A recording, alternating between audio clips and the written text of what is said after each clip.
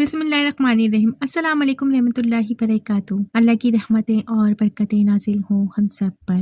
मोहतरम नाज़रीन, आज आप इस वीडियो में हज़रत यूनुस अलैहिस्सलाम का मुकम्मल तफसीली वाक़या जानेंगे, जिसे सुनने के बाद इंशाअल्लाह आपकी नॉलेज में इजाफा होगा। बस आपसे इतनी सी गुजारिश है कि वीडियो को स्किप किए बगैर एंड तक ज़रूर देखें। चैनल पे नए हैं तो चैनल को सब्सक्राइब कर दें। हज़रत यूनुस अलैहिस्सलाम का शुमार अल्लाह ताला के बरगज़ीदा अंबिया में होता है। हज़रत यूनुस अलैहिस्सलाम नबी इसराइल के अंबिया में से एक नबी हैं। आप हज़रत सुलेमान अलैहिस्सलाम के बाद बनी इसराइल में तशरीफ़ लाए। आपको हज़रत इब्राहिम अलैहिस्सलाम के पोतों में शुमार किया गया। कुरान करीम में आपके दो लक़ब ज़ुन्नून और साहिबुल हूत बयान हुए हैं, जिसकी वजह आपका मछली के पेट में रहना है। हज़रत यूनुस अलैहिस्सलाम के वालिद का नाम मता था। हज़रत यूनुस अलैहिस्सलाम 582 साल कबल सरे ज़मीन नैनवा में पैदा हुए। नैनवा मूसल का एक शहर है। नैनवा की सरजमीन दो हिस्सों में तकसीम होती है। एक वो जगह है जहां इमाम हुसैन अलैहिस्सलाम कत्ल हुए और दूसरी जगह मूसल कहलाती है, जहां यूनुस अलैहिस्सलाम को मबऊस किया गया। नैनवा के लोग बुत परस्त और तरह तरह की इखलाकी अमराज में जकड़े हुए थे। इन्हें हिदायत और रहनुमाई के लिए एक रहबर की ज़रूरत थी। चुनाचा नैनवा की कसीर आबादी की तरफ अल्लाह ताला ने हज़रत यूनुस अलैहिस्सलाम को नबी बनाकर भेजा। हज़रत यूनुस अलैहिस्सलाम ने 30 साल की उम्र में नैनवा की तरफ रुखसत सफ़र बांधा। आपने अपनी कौम में सदाए हक बुलंद की, इन्हें अल्लाह की वहदनियत की दावत दी और मुआशरे को फलाह पाकीज़ा करने के लिए मुख्तलिफ किस्म की तदबीर और असलूब इख्तियार किए। हज़रत यूनुस अलैहिस्सलाम ने जब दावत तौहीद को सरे बुलंद आम किया और बुत परस्ती की खुलकर मुखालफत की, तो पूरा मुआशरा आपके शदीद मुखालिफ हो गया। लेकिन आप इस गुमराह और जालिम कौम के साथ नरमी और मोहब्बत का बर्ताव करते रहे। लेकिन इस हकीमाना रविश और मेहरबानी मोहब्बत के सलूक के सिले में कौम से ताना तशनगी, तकसीब और बेइज्जती के अलावा कुछ ना मिला। बुत परस्त आपको कहा करते थे कि हम किस दलील की बिना पर अपने दीन से रुख फेर लें, जबकि हम साल साल इस दीन की पैरवी कर रहे हैं। अब क्या हम इसको तर्क करके आपके इजाद करदा नए दीन और एतकाद की पैरवी करने लग जाए? दिन गुजरते गए और आप कमाल खुलूस के साथ अपनी कौम में परचम सर बुलंद करते रहे। इसी तरह मजीद 30 साल गुजर गए, लेकिन गिनती के चंद अफराद के अलावा आप पर कोई ईमान न लाया।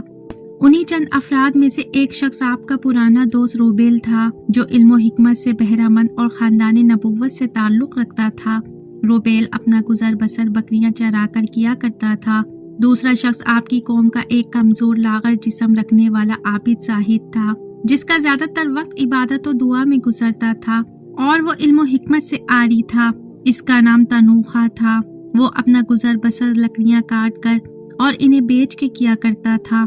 हजरत यूनुस अलैहिस्सलाम और कौम के दरमियान खलीज बढ़ती चली गई और मुआशरे ने इस्लाह की बजाय अपनी कौम के नबी से दुश्मनी मोल ले ली और वो इन्हें इलाके से निकलवाने और कत्ल करने की मंसूबाबंदी करने लगे। कौम की ये हालत देखकर हज़रत यूनुस अलैहिस्सलाम बहुत दिल बर्दाश्ता हुए और इनकी शिकायतें बारगाह इलाही में की और अल्लाह ताला से इन पर अज़ाब नाजिल करने का तकाजा कर दिया। बाज़ रिवायत के मुताबिक आपने इन अल्फाज में अल्लाह ताला के हुजूर दुआ की, ए मेरे रब, तूने मुझे जब इस कौम में मबूस किया तो मेरी उम्र 30 साल थी। इनके दरमियान में जिंदगी बसर करता रहा और 33 साल मुसलसल इन पर ईमान की दावत देता रहा और अपनी रिसालत और तालीमात की तस्दीक करवाने की कोशिश में लगा रहा। इन्हें तेरे अजाब से खौफज़दा किया और तेरे अजाब और हलाकत से डराया, लेकिन उन्होंने मेरी नबूवत का जानते बूझते हुए इनकार किया। मेरी बयान करदा तालीमात को हकीर व पस्त समझा। अब वो मुझे धमकियां देते हैं और मुझे डर है कि वो मुझे कत्ल कर देंगे। बस तू इन पर अपना अजाब नाजिल फरमा, क्योंकि ये वो कौम है जो ईमान लाने वाली नहीं। फिर अल्लाह ताला ने हज़रत यूनुस अलैहिस्सलाम की तरफ वही की और फरमाया, इस कौम में छोटे छोटे बच्चे हैं, कई औरतें हामला हैं, बूढ़े ज़ईफ मर्दो जन हैं। मैं इन पर मेहरबानी नरमी को पसंद करता हूँ, इनकी तौबा का मुंतज़िर हूँ। मैं अदल और इंसाफ से फैसला करने वाला हूँ। मेरी रहमत मेरे गज़ब पर गालिब है। मैं तेरी कौम के बड़ों के गुनाहों की वजह से छोटों को अजाब में मुब्तला नहीं करना चाहता। ए यूनुस, ये मेरे बंदे हैं, मेरी मखलूक और मेरी इलाकों में मेरी खलकत है। اے یونس، اس بستی میں 1,00,000 سے اوپر میری مخلوق ہے جنہوں نے میرے شہروں کو آباد کر رکھا ہے۔ میں چاہتا ہوں کہ میں تجھ سے اور ان سے عجلت و جلد بازی کی بجائے مہربانی و نرمی کا سلوک کروں۔ حضرت یونس علیہ السلام نے بارگاہ الہی میں عرض کی، اے میرے رب، میں تیری خاطر ان پہ غضبناک ہوا، اور جب یہ تیری معیشت کرتے تھے تو میں ان کو تیری طرف بلاتا تھا۔ تیری عزت کی قسم، میں کبھی ان سے رفعت و مہربانی کا سلوک نہیں کروں گا، اور ان کے کفر کرنے، مجھے جھٹلانے اور میری نبوت کا انکار کرنے کے بعد مشفقانہ نصیحتوں کے ساتھ ان سے برتاؤ نہیں کروں گا۔ اے رب، تو اب ان پر اپنا عذاب نازل فرما، یہ کبھی ایمان نہیں لائیں گے۔ اللہ تعالیٰ نے فرمایا، اے یونس، ان پر عذاب نازل کرنے کا جو تقاضا تو نے مجھ سے کیا ہے میں اس کو پورا کرتا ہوں۔ اے یونس، میرے نزدیک تجھ سے بڑھ کر کسی کا مقام نہیں ہے۔ اللہ تعالیٰ نے حضرت یونس علیہ السلام کے شدید اصرار پر عذاب کے نازل ہونے کا دن مقرر فرما دیا، اور جب حضرت یونس علیہ السلام کو حکم دیا کہ اپنی قوم کو اس کی خبر دے دو، تو حضرت یونس علیہ السلام خوشی و مسرت کے ساتھ اپنی قوم میں لوٹے اور کسی قسم کا افسوس و ملال محسوس نہ کیا، اور روز عذاب کا انتظار کرنے لگے۔ عذاب کا نزول شوال کے وسط میں بروز بدھ سورج نکلنے کے بعد قرار پایا، چنانچہ آپ اس کی اطلاع دینے اپنی قوم میں تشریف لے گئے۔ حضرت یونس علیہ السلام نے سب سے پہلے اپنی قوم کے اس عابد کو اطلاع دی جس کا نام تنوخہ تھا۔ تنوخہ ایک مومن شخص تھا لیکن علم و حکمت سے عاری تھا۔ حضرت یونس نے اس کو کہا کہ جاؤ پوری قوم کو عذاب کے دن کی خبر دے دو۔ وہ کہنے لگا کہ اے یونس، ان کو گمراہیوں اور معیشتوں کی دلدل میں دھنسے رہنے دیں یہاں تک کہ اللہ تعالیٰ کا عذاب ان پر آ جائے۔ تنوخہ نے حضرت یونس علیہ السلام کو قوم کے خلاف مزید بھڑکایا اور بددعا کرنے پر ان کی حوصلہ افزائی کی۔ حضرت یونس علیہ السلام نے اس سے کہا کہ روبیل کے پاس چلتے ہیں، اس سے بھی مشورہ لے لیتے ہیں۔ روبیل حضرت یونس علیہ السلام پر ایمان لانے والا وہ شخص تھا جو عالم و فاضل حکیم ہونے کے ساتھ ساتھ اہل بیت نبوت سے تعلق رکھتا تھا۔ حضرت یونس علیہ السلام تنوخہ کے ہمراہ روبیل کے پاس تشریف لے گئے اور اس کو شوال کے وسط میں بدھ والے دن سورج نکلنے کے بعد آنے والے عذاب کی خبر دی۔ حضرت یونس علیہ السلام نے فرمایا، اس بارے میں تمہارا کیا خیال ہے؟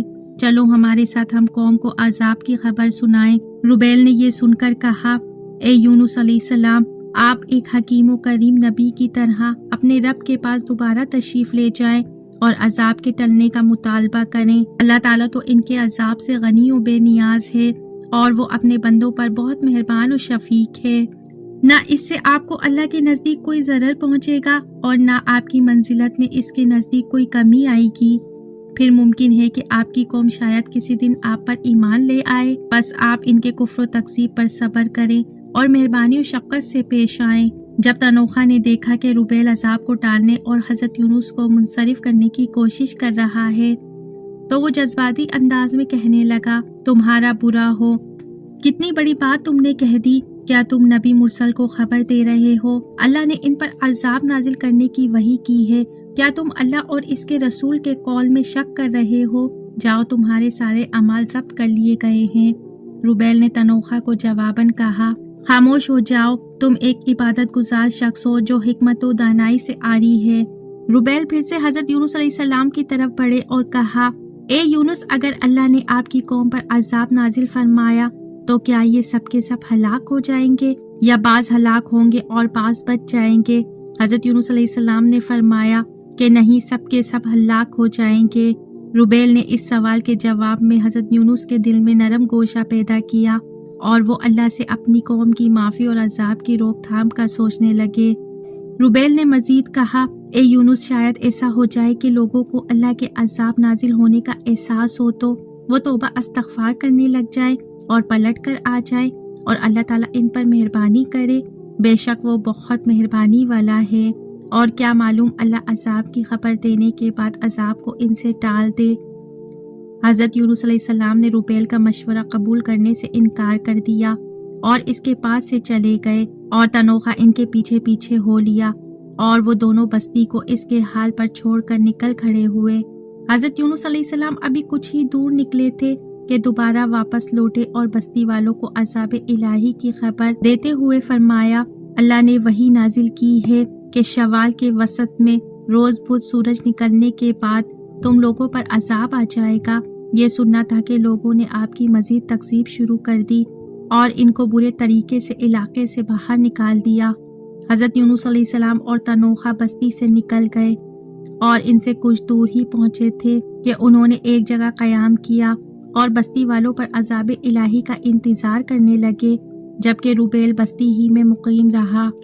حضرت یونس علیہ السلام اور تنوخہ کے چلے جانے کے بعد بستی والوں میں تنہا روبیل ان کے ہمراہ رہ گیا۔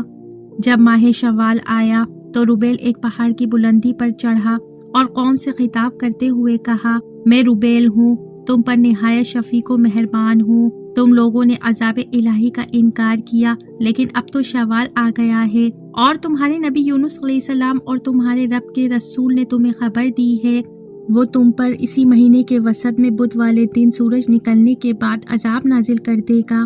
اللہ تعالیٰ ہرگز وعدہ خلافی نہیں کرتا۔ ذرا سوچو تو، عذاب آ گیا تو تم لوگ کیا کرو گے؟ روبیل نے اپنے کلام سے انہیں ڈرایا اور ان کے قلوب میں عذاب کے نازل ہونے کا خوف بٹھایا۔ لوگ تیزی سے روبیل کی طرف بڑھے اور کہنے لگے، اے روبیل، تم حکمت سے آشنا عالم ہو، لیکن تم بتاؤ اب ہم کیا کریں؟ روبیل نے کہا کہ میرا مشورہ یہ ہے کہ تم لوگ انتظار کرو اور جب اس مہینے کے وسط میں بدھ کی رات آئے تو سورج نکلنے سے پہلے تم سب چھوٹے چھوٹے بچوں، بوڑھوں، مردوں اور خواتین اور تمام مویشیوں اور ان کے بچوں کو لے کر پہاڑ کے نیچے نالوں کے راستے میں جمع ہو جاؤ۔ بچوں کو ماؤں سے جدا کر دو اور اس طرح مویشیوں کے بچوں کو ان سے جدا کر دو۔ جب تم لوگ دیکھو کہ مشرق کی جانب سے زرد ہوائیں آ رہی ہیں تو اونچی اونچی چیخو پکار کرو اور اللہ تعالیٰ کے سامنے تضریع کرو اور گڑ گڑا کر توبہ و استغفار کرو اور اپنے سروں کو آسمان کی طرف اوپر کر لو اور بارگاہ الہی میں کہو، اے ہمارے رب، ہم نے اپنے جانوں پر ظلم کیا ہے اور اپنے نبی کو جھٹلایا ہے۔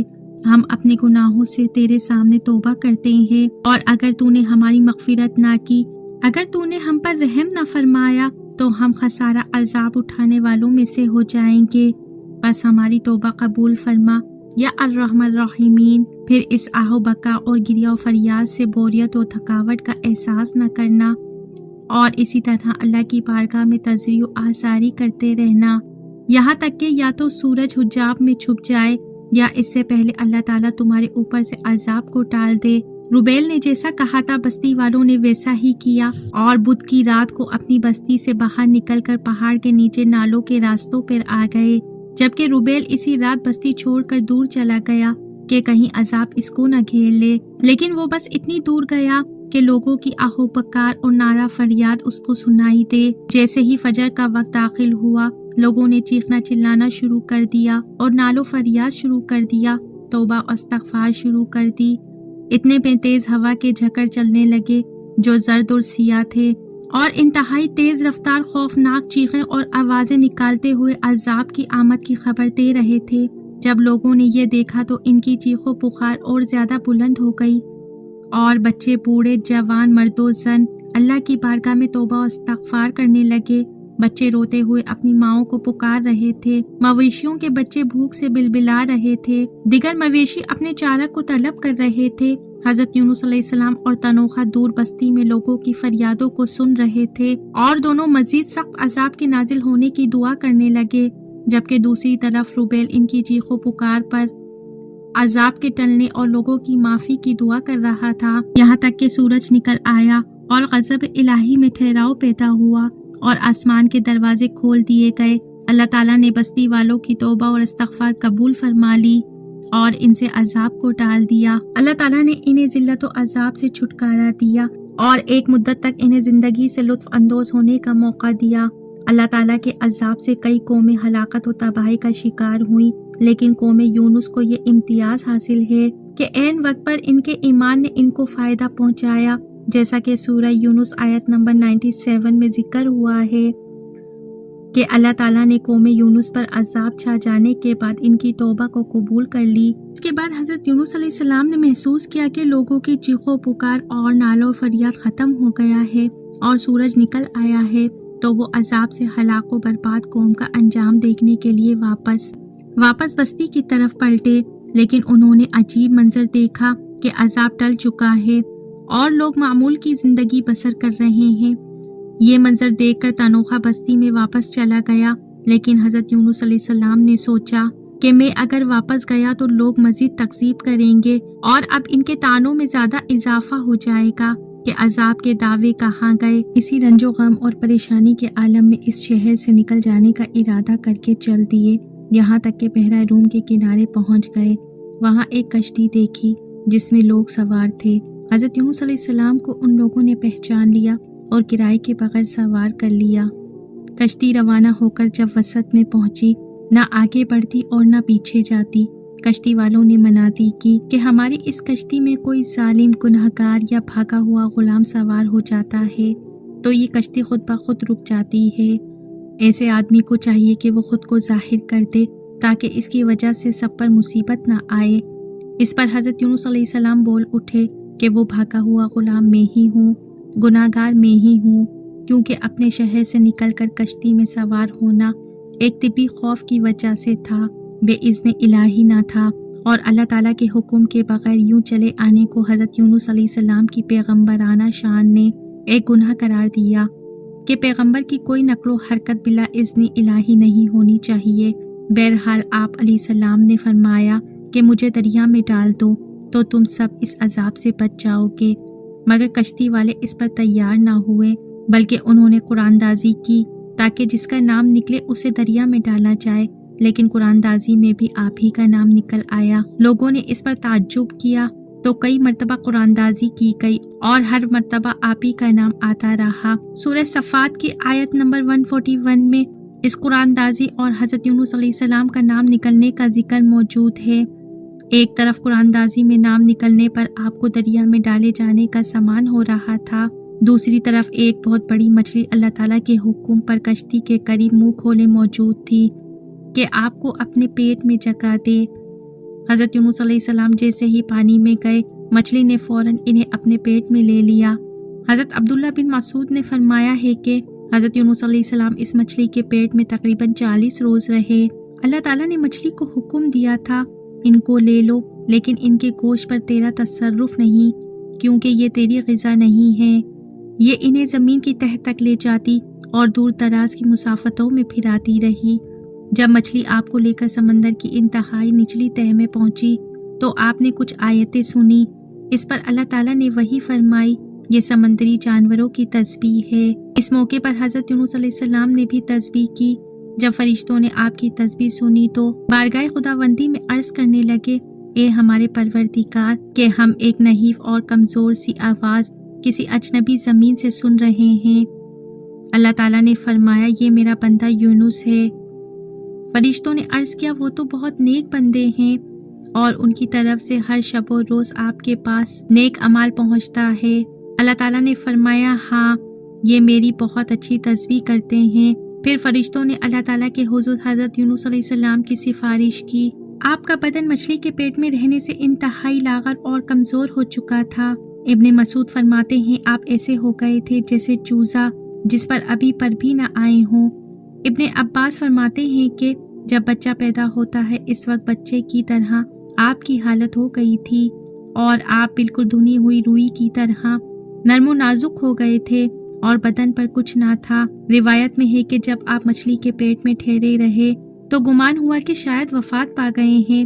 اس پر آپ نے اپنے اعضاء کو جنبش دی تو ان میں حرکت محسوس ہوئی تو آپ فوراً سجدہ ریز ہو گئے اور بارگاہ رب العزت میں عرض کیا، اے پروردگار، میں تیرے لیے ایسی جگہ مسجد سجدہ گاہ بناتا ہوں جہاں کسی دوسرے نے تیری عبادت نہ کی ہوگی۔ اور پھر ایسا ہی ہوا۔ آج تک کوئی بھی ایسی ہستی نہیں گزری جس نے مچھلی کے پیٹ میں عبادت کی ہو سوائے حضرت یونس علیہ السلام کے۔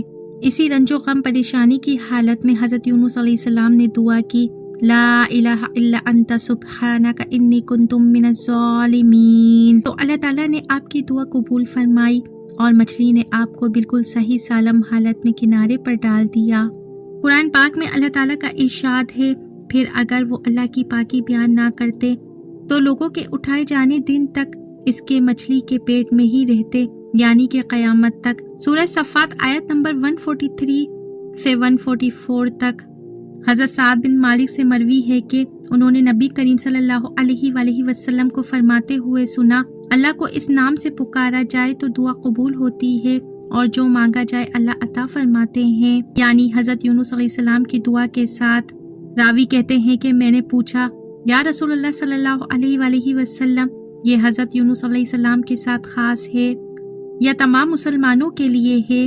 آپ صلی اللہ علیہ وآلہ وسلم نے فرمایا یہ حضرت یونس علیہ السلام کے لیے خاص ہے اور مومنین کے لیے عام ہے۔ جب بھی کوئی اس کے ساتھ دعا کرے، تاریکیوں میں پکارے لا الہ الا انت سبحانک انی کنت من الظالمین، تیرے سوا کوئی معبود نہیں، تو پاک ہے، بے شک میں ہی قصوروار ہوں، تو ہم نے اس کی دعا قبول کی اور اس کو غم سے نجات دی، اور ہم مومنین کو بھی اسی طرح نجات دیتے ہیں۔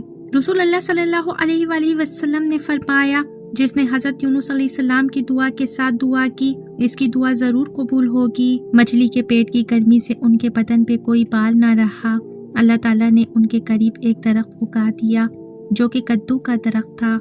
پچھلی اقوام میں قوم یونس علیہ السلام کی مثال سب سے منفرد ہے کہ جس نے عذاب کے وقوع ہونے سے پہلے ہی صدقہ دل کے ساتھ عاجزی و انکساری کرتے ہوئے توبہ استغفار کیا اور اللہ تعالیٰ نے اس قوم سے اپنا عذاب ہٹا دیا، جبکہ قوم نوح، قوم ہود، قوم صالح اور قوم لوط وغیرہ عذاب سے ڈرانے اور بار بار تنبیہ کرنے کے باوجود شکر و کفر میں مبتلا رہی اور عذاب کی بات کو مذاق سمجھتی رہی، چنانچہ عذاب الہی کا شکار ہو کر ہمیشہ کے لیے نیست و نابود ہو گئی۔ اللہ تعالیٰ بڑا مہربان ہے، دنیا کا عذاب سامنے آ جانے پر بھی توبہ کا دروازہ بند نہیں ہوتا بلکہ توبہ قبول ہو سکتی ہے، البتہ آخرت کا عذاب سامنے آ جانے کے وقت توبہ قبول نہیں ہوتی، اور عذاب آخرت کا سامنے آنا قیامت کے دن ہوگا یا پھر موت کے وقت۔